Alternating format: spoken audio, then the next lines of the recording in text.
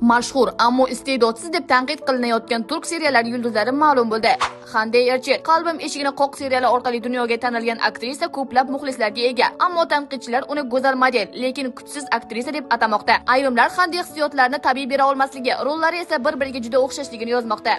Chag'atay Ulusoy Turkiyaning eng mashhur aktyorlaridan biri bo'lishiga qaramay, uni ham ortiqcha maqtalgan aktyor deb hisoblaydiganlar ko'p. Tomoshabinlar Chag'atayni jonsiz mimika, sovuq obraz va deyarli bir xil rollar uchun tanqid qilmoqda. Shunga qaramay, u hali ham eng yuqori gonorar oladigan aktyorlardan biri. Cemre Bayzet so'nggi yillarda eng talabgor aktrisalardan biriga aylangan Cemre ham tanqidlardan qochib qutula olmadi. Ayrim muxlislar uning aktyorlik mahorati o'smayotgani, yangi rollarda ham bir xil obrazni takrorlayotganini yozmoqda. Taro Emirtekin yosh aktyor qisqa vaqt ichida mashhurlikka erishgan bo'lsa-da, ko'pchilik uning muvaffaqiyatini onasi, taniqli aktrisa Sheval Sam bilan bog'laydi. Tanqidchilarning fikricha, Taro har katta rollarni ko'tara oladigan darajada tajribali emas.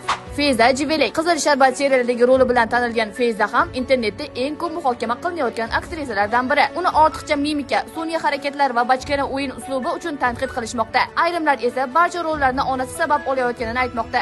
Kan Yildirim bir paytlar juda katta kelajak va'da qilgan aktyor so'nggi yillarda muvaffaqiyatsiz loyihalar sabab tanqid ostida qolgan. Tomoshabinlarning aytishicha, unda kuchli xarizma bor, ammo aktyorlik mahorati yetarli emas. Ushbu xabarni barcha yaqinlaringizga yuborib qo'yishni unutmang. Xo'sh, sizningcha ularga bo'lgan bu tanqidlar adolatlimi yoki odamlar shunchaki mashhurligini ko'ra olmayaptimi? Fikrlaringizni izohlarda yozib qoldiring. Shu kabi qiziqarli ma'lumotlardan xabardor bo'lish uchun Toshkentliklar 24 kanaliga obuna bo'ling.